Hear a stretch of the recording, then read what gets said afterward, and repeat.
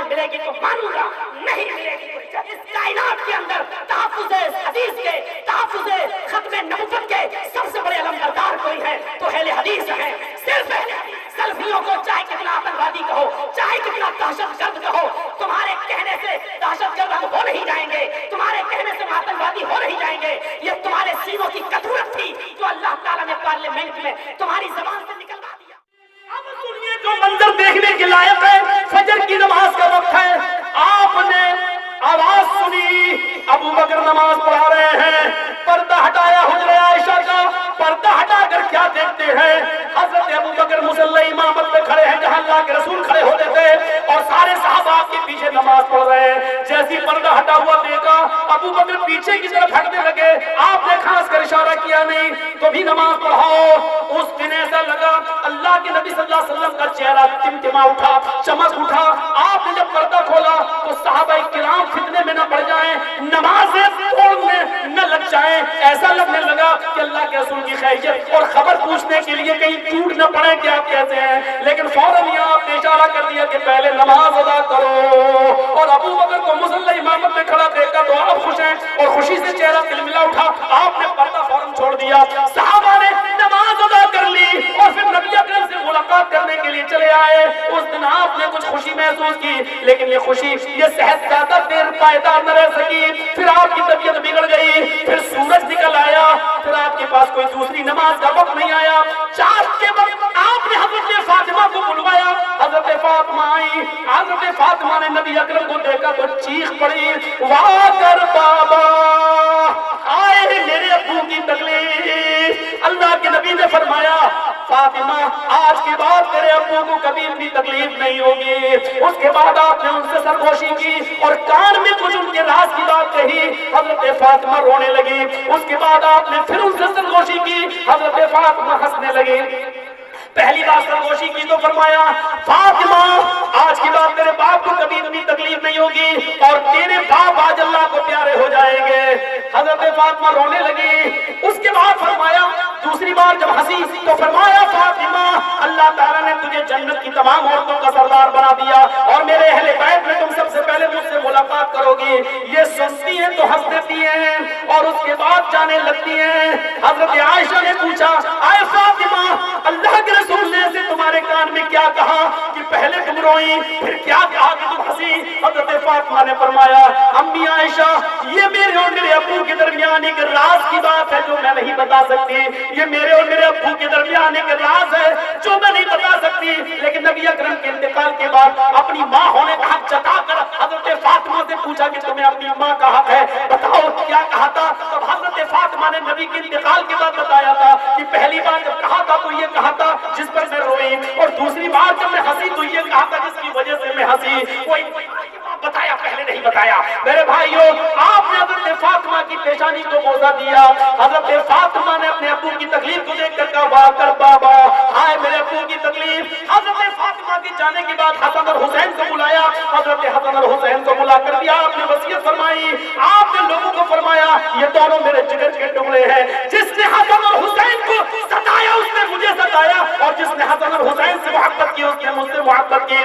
آپ نے ان دونوں کے بارے میں خیر کا معاملہ فرمایا اور اس کے بعد جب یہ دونوں نواسے بھی چلے گئے تو پھر آپ نے صحابہ کو بلایا، جتنے اندر آ سکتے تھے آپ نے ان کو حکم دیا، وصیت فرمائی اقیموا الصلاۃ اقیموا الصلاۃ وما ملکت ایمانکم، لوگوں نماز پڑھتے رہنا اور ماتحتوں کا خیال رکھنا۔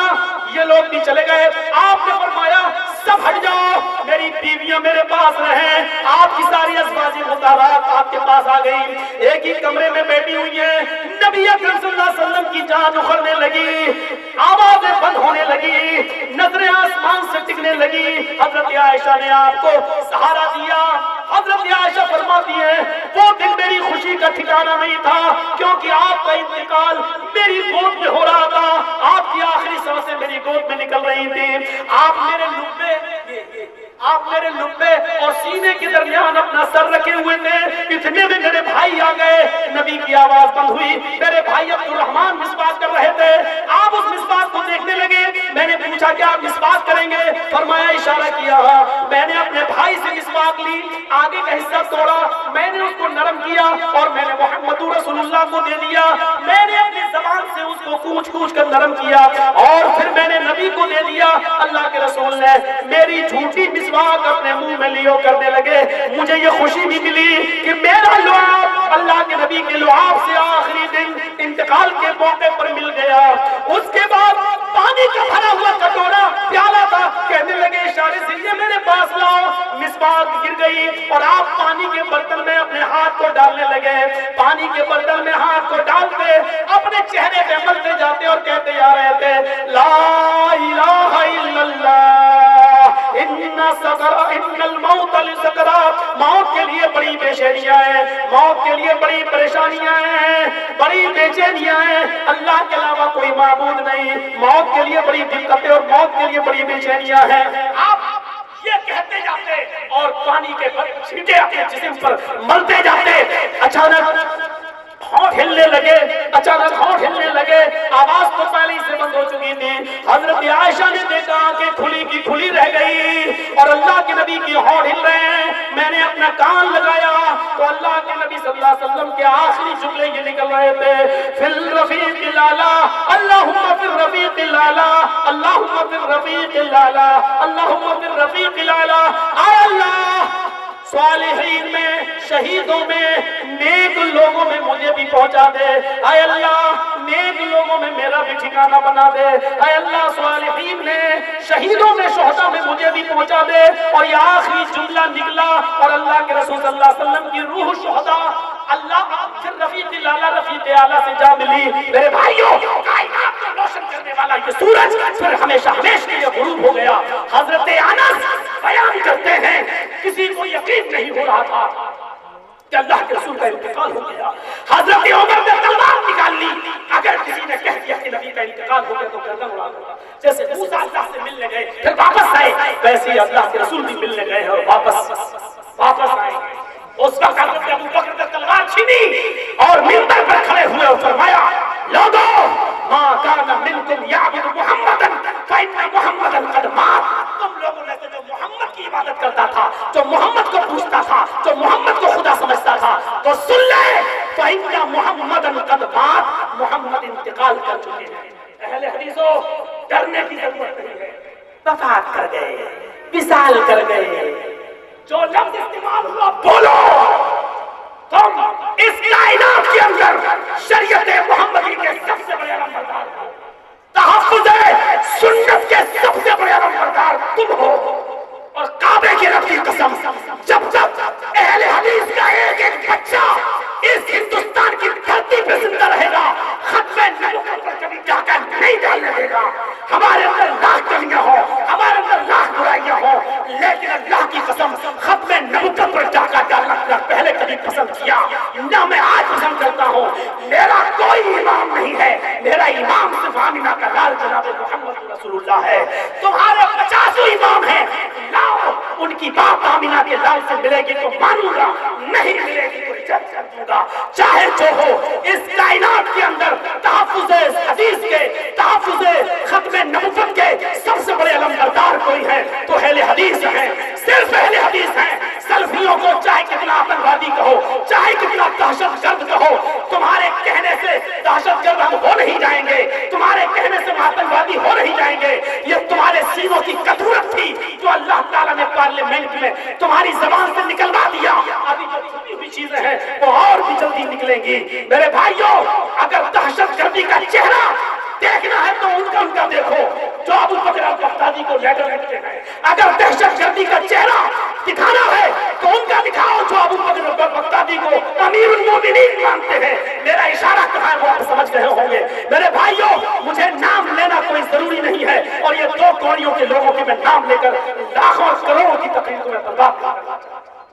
پیارے ساتھیوں اہل حدیث اور سلفی منہج نام ہے کتاب و سنت کے تحفظ کا، اہل حدیث نام ہے رب کے قرآن اور مصطفیٰ کے فرمان کو ماننے کا، اہل حدیث نام ہے ہماری 2 آنکھیں ہیں، ایک رب کے قرآن کو دیکھتی ہے، دوسرے مصطفیٰ کے فرمان کو دیکھتی ہے۔ ہمارے 2 ہاتھ ہیں، ایک تو رب سے رفتہ قرآن پکڑا ہوتا ہے, دوسرے میں آمینہ کے لال کی حدیث ہوتی ہے. ہمارے دو پیر ہیں, ایک رب کے قرآن کی طرف پڑھتا ہے, دوسرا محمد کے فرمان کی طرف پڑھتا ہے. ہمارے دو کان ہیں, ایک سے رب کا قرآن سنتا ہوں, دوسرے سے آمینہ کے لال کا فرمان. ہمارے پاس تیسری چیز نہیں ہے, تیسری چیز جس کے پاس ہو وہ لے لے. ہمارے چیزیں ہیں اور ان دونوں چیزوں کو ہم کبھی لوٹنے نہیں دیں گے, کبھی برباد نہیں ہونے دیں گے. اچھا ہوا جلدی سے معافی تلافی کر لی, ورنہ یہ معاملہ اتنا بڑھتا کہ مولوی جرجیز کو بھی 2.5 گھنٹے سے اسی پر تقریر کرنا پڑتا. میرے پیارے ساتھیوں, اللہ کے رسول اس دنیا سے چل بسے. حضرت ابو بکر نے کہا سن لو, جو محمد کی عبادت کرتا تھا وہ سن لے, فإننا محمد محمد انتقال کر چکے.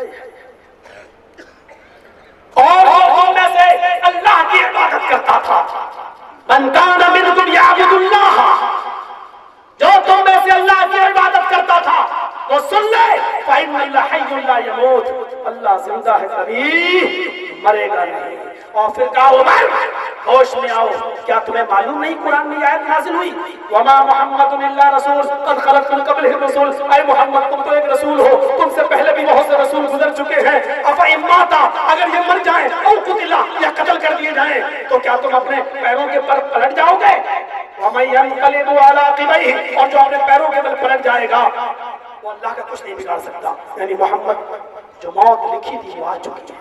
اللہ اپنے نبی پر 2 موتیں نازل نہیں کرے گا, جو موت آنا تھی وہ آ چکی ہے. حضرت عمر کہتے ہیں مجھے اس دن ایسا محسوس ہوا جیسے قرآن کی آیت آج ہی نازل ہو, اور اپنے موقف کو بدل لیتے ہیں. اہل حدیث اسی کو کہتے ہیں صحیح حدیث آ جانے کے بعد وہ رجوع کر لے اور حدیث پر عمل کرے. کوئی بھی اہل حدیث ہو سکتا ہے, اپنے غلط مسئلے کو چھوڑ کر کتاب و سنت پر عمل والا بن جائے تو اہل حدیث ہے. اہل حدیث کوئی مولوی جرجیز کے بعد کی جاگیر نہیں ہے کہ صرف مولوی جرجیز ہے. جو بھی کتاب و سنت پر عامل ہے اور صحیح حدیث آ جانے کے بعد غلط کو چھوڑ چھوڑ اہل حدیث ہے, اس میں کوئی بھی شامل ہو سکتا ہے. آؤ یہ انٹری صاف ہے, آؤ رب کے قرآن کی طرف اور محمد رسول اللہ کے فرمان کی طرف. میرے بھائیوں, پھر تقریباً 32 گھنٹے تک رات میں اللہ کے رسول کو دفنایا نہیں گیا. پہلے غسل دیا گیا, آپ کو کپڑے پہنائے ہوئے غسل دیا گیا. پھر اختلافات اٹھے, میں اس طرف نہیں جانا چاہتا. پھر ان کو دفن کیا گیا. اللہ کے رسول کو جب دفن کر دیا گیا اور مٹی کے اندر آپ قبر کے اندر حجرہ عائشہ میں جب دفن کر دیے گئے, تو دوسرے دن ابو بکر صدیق اپنی بیٹی کے پاس ملنے کے لیے جاتے ہیں, اور ان کی بیٹی اپنے شوہر کی قبر کی طرف دیکھ رہی تھی. وہی حجرہ تھا, دیکھ رہی تھی, اپنے ابو کی قبر کو دیکھ رہی تھی. ابو بکر آئے, اپنی بیٹی کو سینے سے لگایا, سینے سے چپک گئی اور کہنے لگی ابو اللہ کے رسول نے میرے سینے اور لبے کے درمیان آخری سانس, میرا تھوک اللہ کے نبی کے تھوک سے مل گیا, میری باری میری نام پہ نکل ہوا, میں کتنی خوش نصیب ہوں. ابو بکر صدیق اپنی بیٹی کے آنکھوں کے آنسوؤں کو پوچھتے جا رہے تھے اور کہتے جا رہے تھے بیٹی میں تو یہ سب سننے نہیں آیا, میں نے تجھ سے وعدہ کیا تھا, اس وعدے کو پورا کرنے آیا. بیٹی آج سے 9 سال پہلے تم میرے پاس میرے دسترخوان پہ کھانا کھا رہی تھی اور تم نے اپنا خواب بتایا تھا اور کہا تھا کہ 3 چاند آسمان پہ چمک رہے ہیں. پہلا چاند ٹوٹ کر میرے حجرے میں گرا, پھر دوسرا گرا, پھر تیسرا گرا. عائشہ میں نے کہا تھا اللہ کے رسول سے مت پوچھنا, جب یہ خواب پورا ہوگا تو میں بتا دوں گا. یہ تیرے خواب کا پہلا چاند ہے جو ٹوٹ کر گرا. عائشہ یہی چاند ہے جو ٹوٹ کر تیرے حجرے میں گرا. ابھی 2 چاند. اور جب ابو بکر کا انتقال ہوا اور ابو بکر کو دفنایا جانے لگا تو حضرت عائشہ لوگ تسلی دے رہے ہیں, حضرت عائشہ کہتی ہے نہیں, یہ تو میرے خواب کا دوسرا چاند ہے جو دفن ہوا. پھر تیسری قبر کی جگہ پر انہوں نے اپنا نام لکھ لیا, نہیں یہاں میں دفن ہوں گی. لوگوں جب بھی میرا انتقال ہو تو مجھے میرے ابو اور میرے شوہر کے پاس. تیسری قبر کی جگہ پر انہوں نے اپنا نام کا اعلان کر دیا. لیکن 10 سال خلافت کرنے کے بعد جب حضرت عمر اس دنیا سے رخصت ہوئے اور جب ابو لولو نے فیروز نے ان کو خنجر مارا اور زخمی ہو گئے, اور جب ان کو لگا کہ میں بچوں گا نہیں تو انہوں نے ایک قاصد کو بھیجا اور لیٹر لکھ کر اور حضرت عائشہ سے اس تیسری قبر کی جو جگہ تھی حجرے میں اس جگہ پر اپنے آپ کو دفن ہونے کی اجازت مانگی. تو حضرت عائشہ صدیقہ رونے لگی اور کہنے لگی عمر یہ تم نے مجھ سے کیا مانگا؟ عمر میرے نبی میرے ساتھ پوری زندگی تو نہیں رہ سکی، یہی خواب لے کر میں جی رہی تھی کہ کم سے کم انتقال ہوگا تو اپنے شوہر کے بغل میں دفن ہو جاؤں گی، اور تم نے مجھ سے یہ مانگ لیا. اور اس چوکھٹ پر کبھی کسی کو کامیاب نہیں لوٹایا گیا. اے عمر کے قاسم جا اور عمر سے کہہ دینا حضرت عائشہ نے اپنی اس زمین کے ٹکڑے کو تمہیں وقف کر دیا ہے، جب تمہارا انتقال ہوگا تو تمہیں دفن کر دیا جائے گا. جب ان کا انتقال ہوا تو انتقال سے پہلے پھر فرمایا لوگوں میری قبر کو حجرہ عائشہ کے باہر رکھ دینا، اور انتقال کے بعد حجرہ عائشہ کے پاس میری لاش کو میری باڈی کو رکھنے کے بعد ایک بار اور پوچھ لینا شاید حضرت عائشہ نے میری زندگی کے احترام میں کہہ دیا ہو، اور اگر اس وقت وہ اجازت دے دے تو دفن کر دینا، اور اجازت نہ دے تو بقی میں مجھے دفن کر دینا. لوگوں نے پھر پوچھا عائشہ حضرت عمر کی میت باہر رکھی ہوئی ہے اور ان کی وصیت کے مطابق آخری بار پھر پوچھا جا رہا ہے بتائیے آپ کی رائے کیا ہے؟ حضرت عائشہ نے فرمایا میں نے اجازت دے دی، ان کو دفن کر دو اسی قبر میں جو میرے لیے تھی. عمر کو دفن کر دیا گیا. حضرت عائشہ کہنے لگی اے عائشہ، خود کہہ رہی ہے عائشہ تیسرے چاند کو تو گرتے ہوئے تو نے دیکھا تھا، اگر تو وہ خود ہوتی تو تیسرے چاند کو دیکھتی کیسے؟ تو نے تو تیسرا چاند گرتے ہوئے دیکھا تھا، اس کا مطلب اس قبر میں عمر تھے، تیسرا چاند عمر تھے. تو خود وہ چاند کیسے بننے کی کوشش کر رہی تھی؟ وہ چاند کا نہیں ہو سکتی تھی. میرے بھائیوں یہ تیسرا چاند تھا جو حضرت عائشہ نے دیکھا. یہ نبی اکرم کی زندگی کے آخری وقت حالات